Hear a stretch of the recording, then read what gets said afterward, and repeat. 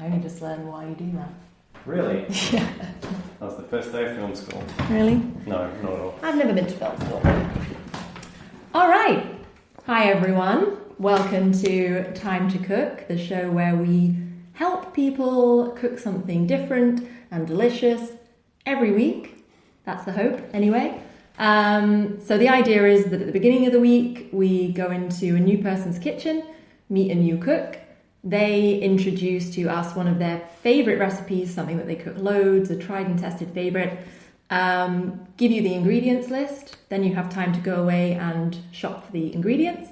And a few days later, we post a cook-along video. So it's not live, but it is full-time. So there's no editing, no cuts. All prep time, all cooking time is included. And the idea is that you can cook along with the video at home. That's the concept. We'll see if it works. This is take one, the very first episode. A bit of a trial run.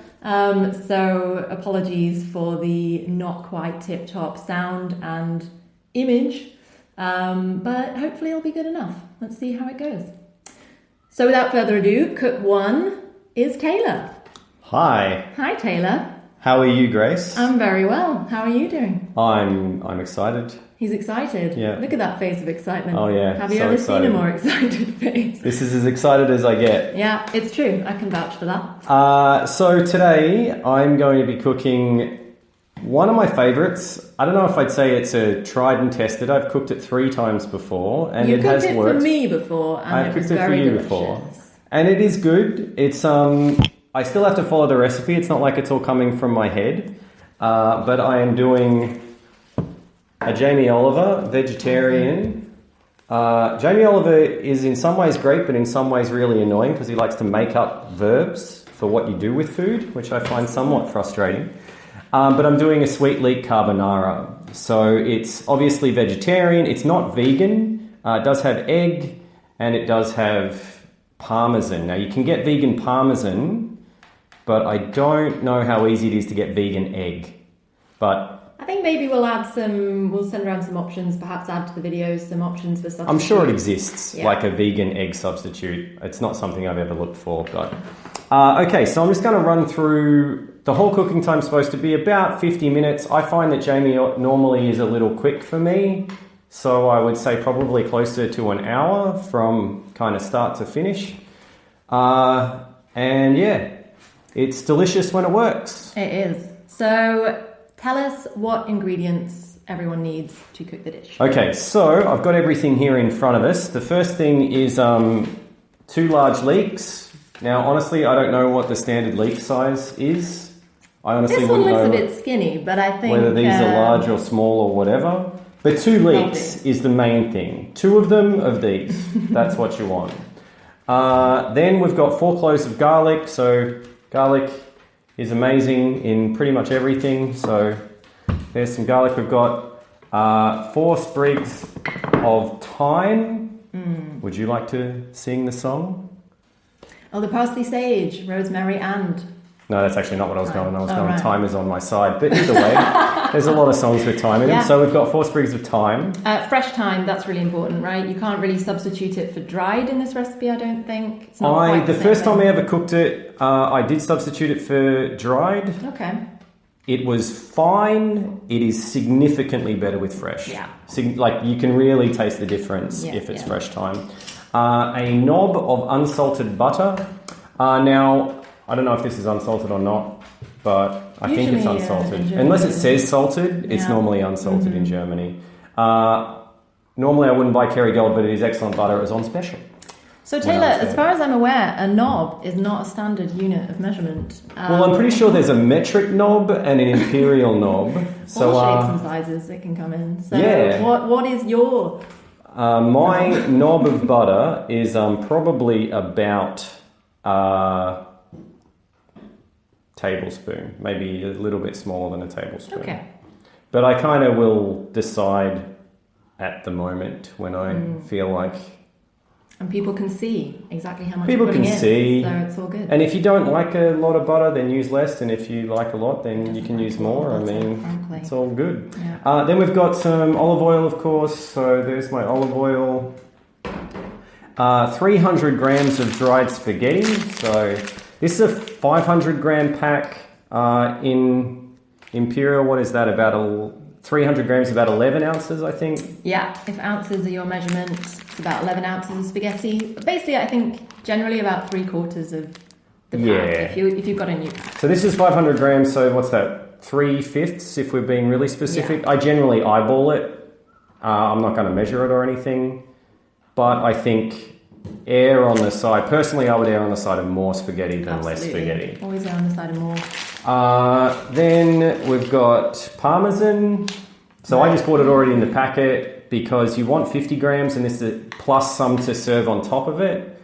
And this is a 60 gram packet, so it's pretty much exactly what I wanted. Nice. And 50 grams is about 2 ounces of parmesan. Yeah, and of course if you use parmesan a lot, you'd be much better off buying a block, but a block is significantly more expensive than just buying it like that if you're not going to use it reasonably regularly. And then the last thing is you want a large egg. So these are eggs. We've all seen eggs before.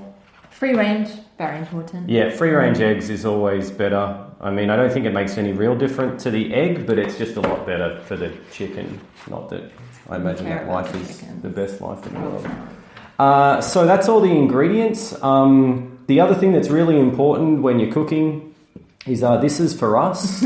I would still advise you to have a nice wine to go with your carbonara. This is on Jamie's recommendation. Yeah. He says it is fantastic. He specifically said a cold glass of Italian wine. It is Italian, it's not Italian. Grace has brought New Zealand, Jamie. maybe because of my Antipodean heritage, she decided that was a better option. I'd love to say that was the inspiration, but it's just my favourite wine. Kiwis do make a good Sauvignon Blanc, really so generally that's a good choice. There's also a little bit of salt and pepper. I'm sure everybody's got that kicking around in their kitchen. Also, you really want proper peppercorns, proper cracked black pepper, none of this shake over, nonsense. Yeah, I mean, it's one of those things that it's still going to be tasty, but if you've got the ability to crack rock salt and crack peppercorns, it just tastes better, I think. For a dish that's nice and simple like this, those little things can make a difference. Although it's still going to be good. Yeah, the biggest thing in my experience with this dish is the fresh thyme, but if you can have proper cracked pepper and everything, you're going to, I think, be a little better off. That's great. And I think even though this definitely falls into the comfort food, autumnal, nice hearty dish category, it's also got some really good stuff in here, like leeks and garlic are really, really great prebiotic foods, which is basically the foods that your good gut bacteria feeds on. So super, super good for you. So even though it is a bowl of hearty comfort food, it's still got some really good stuff in there. Yeah, the first time I ever cooked this was for my wife for her birthday, and she quite likes carbonara, but as a vegetarian doesn't eat bacon, so it's hard to find a good kind of carbonara sometimes.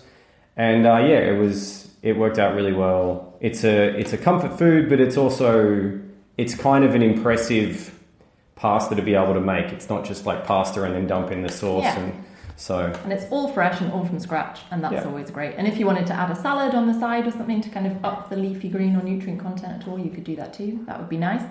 So in terms of equipment, what people are going to need to make this, I mean, we will always try to pick dishes that don't require anything too specialist, that mostly, you can make with anything people have in their usual kitchens. So what do we need particularly for this dish? Yeah, look, some basic stuff that everybody's going to have is like a bowl and a cup and a fork to beat the egg and things like that. All of that's really simple, but the only things that might be a little bit out of the ordinary, you want a big pot to do the leek and the base for the pasta, because the pasta is going to go into the big pot. So do your leek and everything in the bigger of the pots that you have. If you have 2 pots that are this size, that is the better option, but I'm going to make the pasta in this pot. Then when obviously the pasta's ready, it's going to go into this pot with the leek base. And if you have a heavy based pan for the leeks, that's quite beneficial too. It just stops them from catching and burning because they sweat down for quite a long time. Is that right? Yeah. So a casserole dish or a big heavy base pot's perfect for that. Yeah, and then a colander for the pasta. You can just do this with a lid of the pot as well, but if you've got a colander, that just makes your life probably a little bit easier. But that's really all. They're kind of slightly out of the ordinary equipment, but I imagine that most people would have enough to cover that in any kitchen. Perfect. Simple. Cool. All right, well, you'll have a few days now to go out and buy the ingredients, and yeah, we'll be back in a couple of days with the cook along video. See you then. Cool. Bye. We'll miraculously be wearing the same clothing. Oh yeah.